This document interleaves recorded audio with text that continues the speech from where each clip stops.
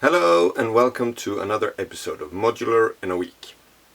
We're on day 12 doing effects, and in the first episode of day 12 we did this really rudimentary, simple, cheap, easy to make, really lo-fi spring reverb using just a speaker, a piezo and a spring in between, and of course some drive circuits and a module. So a really simple module, lo-fi, grungy in every way. So today we're going to go the exact opposite way. We're going to use top of the line, or at least new, DSP technology, making an effects. And we're going to do that by using this module that you can buy on eBay, AliExpress, probably loads of other similar pages. Usually DSP 100 DSP reverb effects, or 99 reverb effects, something like that. I'll put the link in the description. What it is simply is a small chip with 100 pre-programmed reverb kind of effects that you choose with the rotary dial, press to choose it, and you've got the program. And there's, if you search long enough, you will find a English version of the sheet with all the instructions for all the reverbs that you can get out of it, or all the effects you can get out of it. I'll put the link in the description, of course, as well. It's a really simple, really cheap module. I think I bought this for $12. So to get a bit more quality effects, this is a really cheap way to go. So I'm going to show how to make a module out of this. As usual, I want to say thank you to my Patreons who make this work possible and to support my work here in the studio, making this modular and a bunch of other stuff. So thank you guys, you are amazing. So let's go and sit down and see what we can build with this. Alright, so you get this package, something like this. You get the main board, the control board, and yeah, I got this one already connected, but these are removable.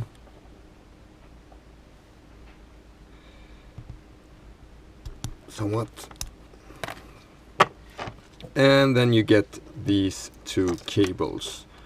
This one for power that you need to solder to a power source, and this one to the inputs and output jacks.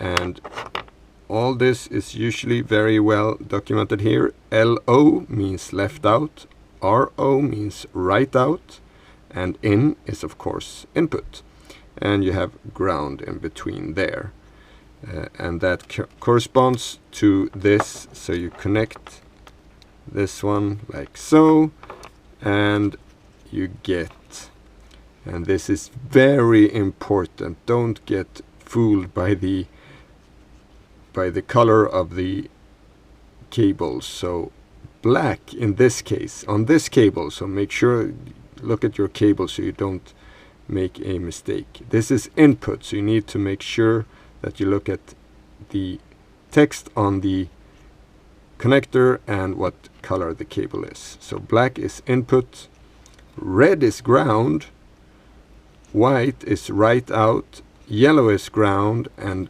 orange is left output on this cable. And it's even worse with the power connector. So black and red, usually cable or colors for power, but black is, let's do it the right way around, black is 5 volts and red is ground, just so you're aware of this. So what we can do is we can power this from the 5 volt of our power supply if we have a power supply with 5 volts. If we don't, we need to add a 7805 to get the power down. But if you have the 16-pin connectors, then from red is minus 12 volts, then we have 3 rows of ground, then we have plus 12 volts, and then we have plus 5 volts after that, if we have a power supply that has a 7805 or 5 volt regulator. And of course 3 jacks if we want to have all these 3 added. This one then, it's easy. We have, this is the panel connected with this cable, and the rotary encoder is connected with this cable. And because they put it like this, it's not optimal to have in a panel unless you add 4 of these. Maybe you could have, or 2 at least, and then all the jacks. You could have a dual module for this, and you won't have to mess around with this. The simplest way, if you want to DIY, is to take a pliers and actually just cut over here, because there's no connection in between here. It's just the ground plane. So you can actually just do this. And we have a much better way of putting together a panel in a smaller format. We could trim this a bit as well, I guess. Like so. And a bit more careful here. Something like that. For this reason, I've made this panel, and so what we'll do is we'll just hot glue this in place, something like so. And then this one, this kit usually doesn't come with a nut, so we just need to add a nut there. Add that, add 3 jacks here, and then using these cables we're just gonna connect it together.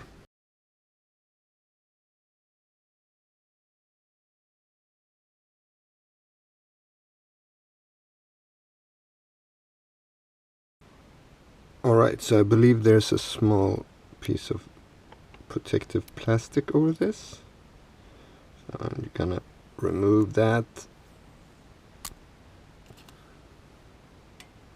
It could have stayed there, I don't know. Whatever.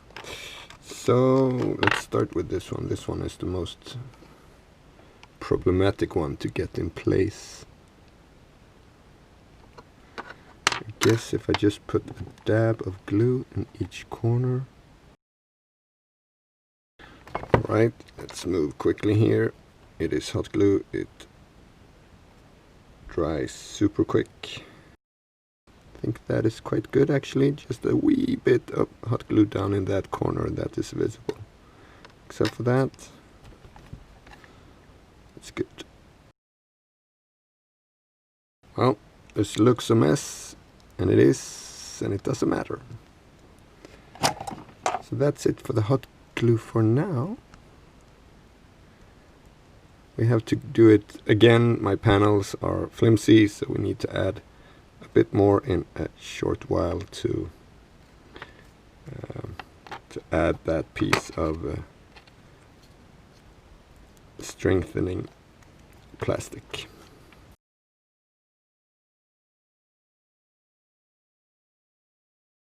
If you want to do this exact same one, the panel is in the description. Link to the panel in SVG format, so you can change it if you like that. So let's see, these two are really simple to connect. It's just with these 2 cables that come along. These, you have to use this cable that I explained earlier with all the strange colors. But let's connect all the ground together on these jacks. You can, if you want, of course, make these cables a bit shorter. They're quite long for this right now.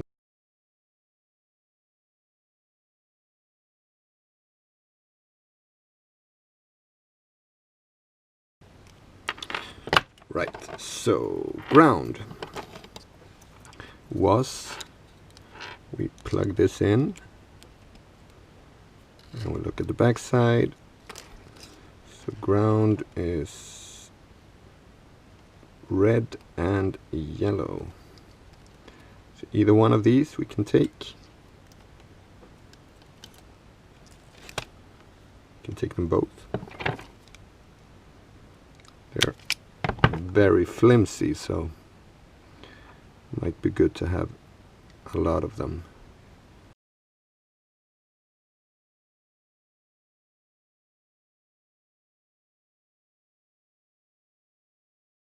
Let's put this on and we attach the other cables after it's in place, so we know which switch here. Looks good. So then, left out, right out, input. Black is input.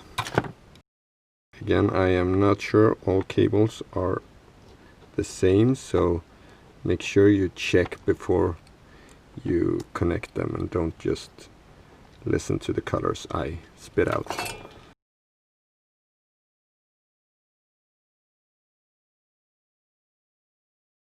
And again, cables are really long, so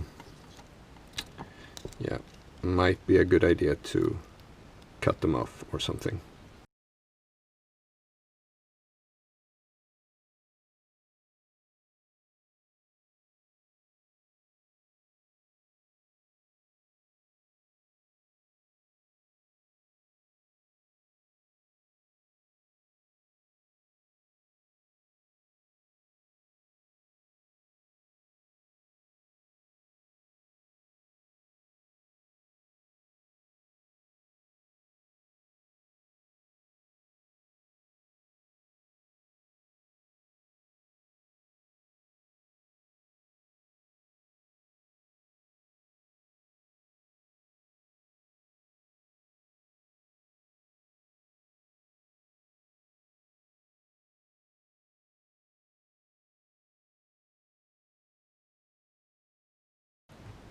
So while we wait for that glue to dry, power.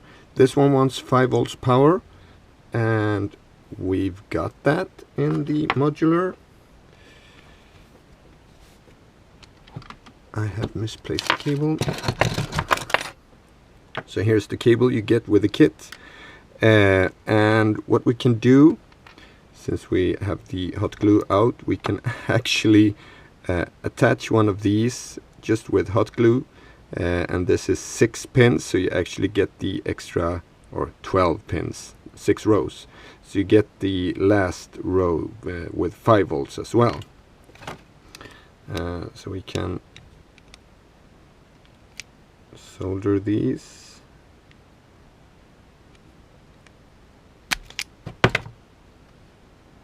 To this one.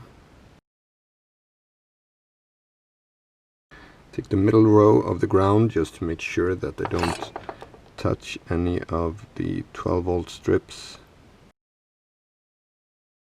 So we got ground there, so this is minus 12 volts, ground, ground in the middle, which I choose, ground, plus 12 volts and 5 volts out on the side.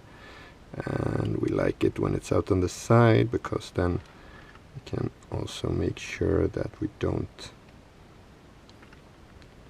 put it on that side. So we stay away from the 12 volts as much as possible. That looks good.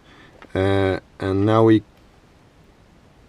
make sure that they won't touch, so we just add extra hot glue on the bottom side to make sure to isolate them from each other. Also adding a bit of red marker on this one here, so I know this is where the red stripe should go. And you just find a good place to put this, I guess, on here. We can actually connect it like so.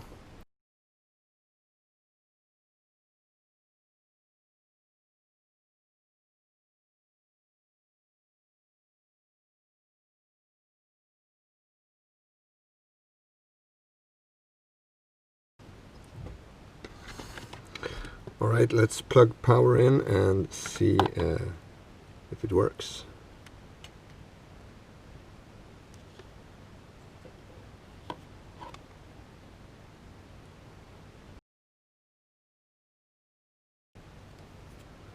It does not work.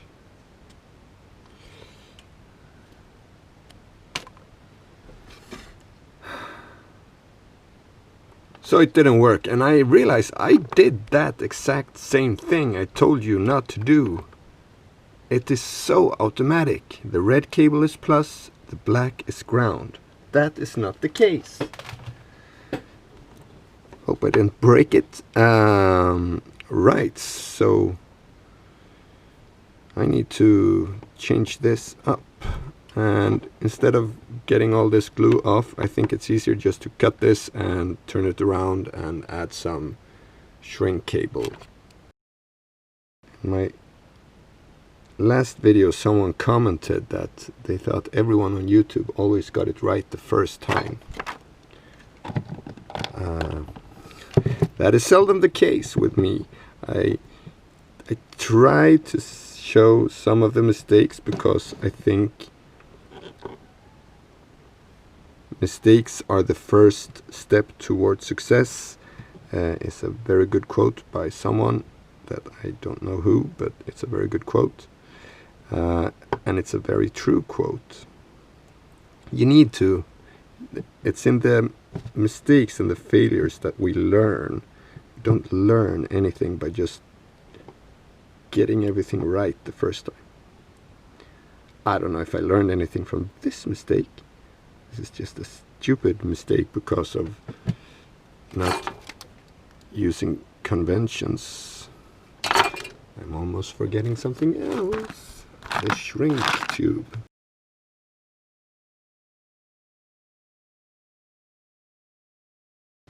Yeah, good enough. So now this should work then.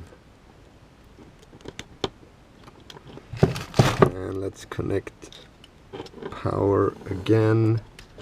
Red is that way.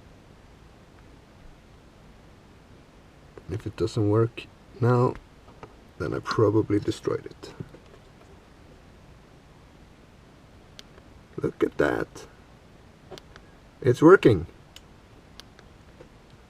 Great.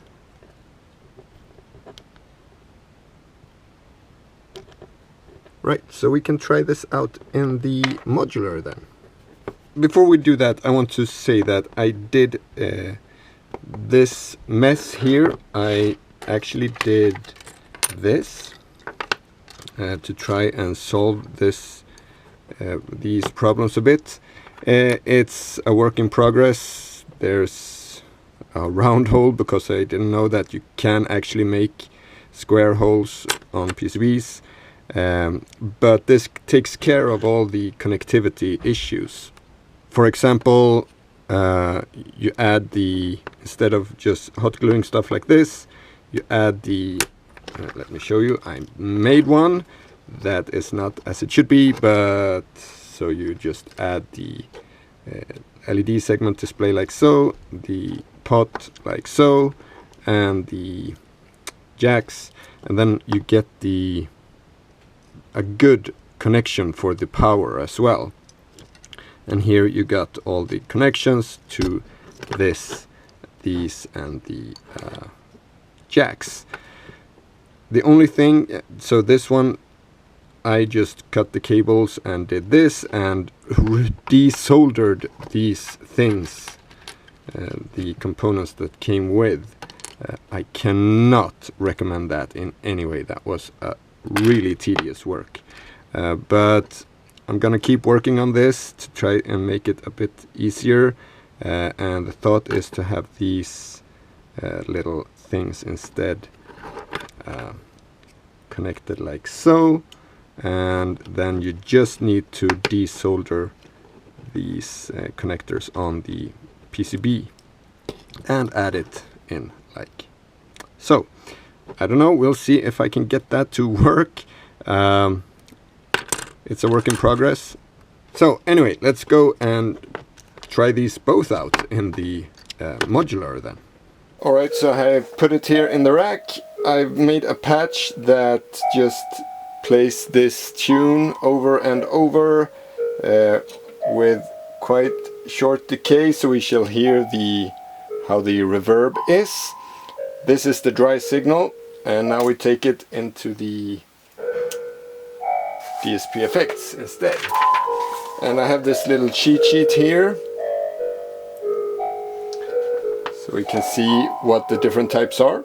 We're at number 0 now, small hall. You change program by turning this knob. When you find one you want, you press it, and then we're in a church. So this is all just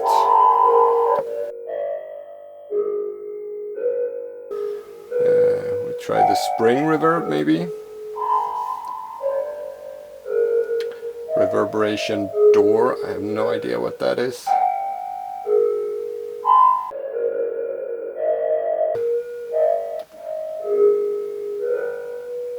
Yeah, that's reverse reverb. 40, here's early reflections. Stadium.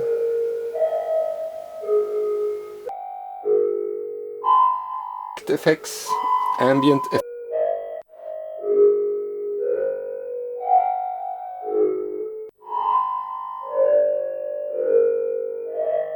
Here.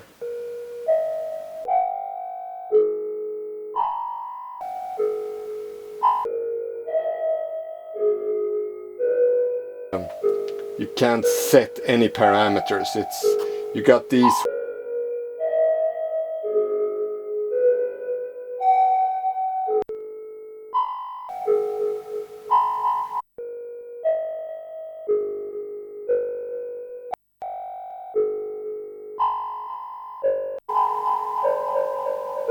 That was nice.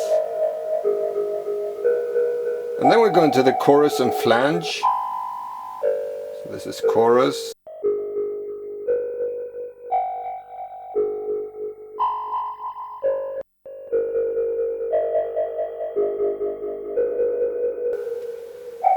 Yeah.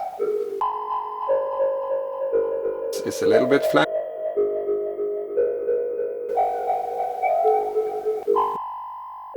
Flanging, and somewhere in the middle, and a lot. Then come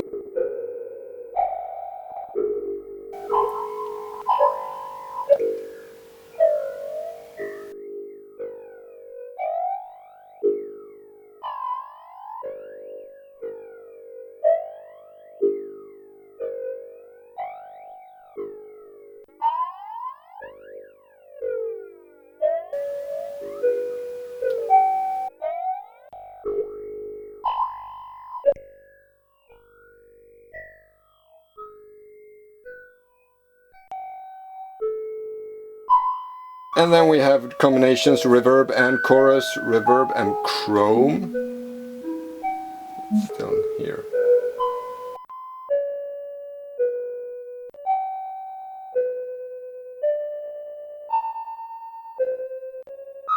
This is, as with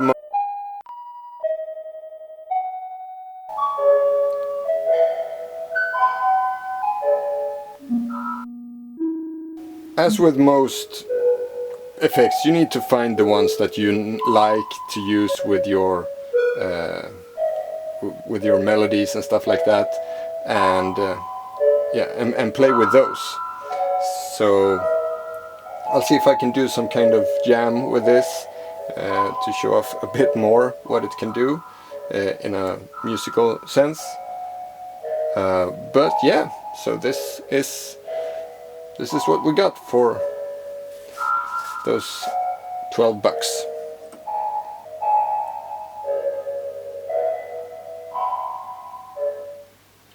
I quite like that. So this is what we got. A DSP, mostly reverb kind of module for what I think is, even though I'm cheating a bit by using a pre-made module, but it's, I mean, for $12 plus a few extra components, just a few jacks and the panel, I think this is a really affordable effects module for a modular. I did not say that in the beginning. I forgot to say that. Credits goes where credits due, or however you say that. I got this idea from Juanito Moore, the same guy who did the 808 kick. He has in his modular, he has at least one of these. He might have even more. His are in a tuna can or a soup can of some kind. A can. It's canned, definitely. I don't know which type. So just want to mention that it's not my idea. He came up with this. I just copied it in Eurorack format.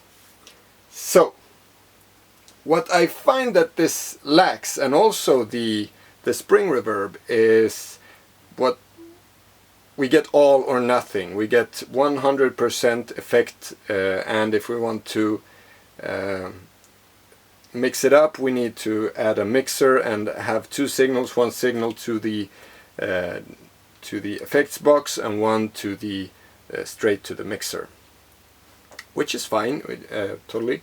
But in the next episode I will look at a small circuit that hopefully will help us fix that little conundrum, and also I'm gonna make more effects, and I might need that one for future effects, because when we start doing with delays and stuff, we want feedback and all that. So it's a really interesting circuit, so I hope that you come back and watch that once I'm done with that.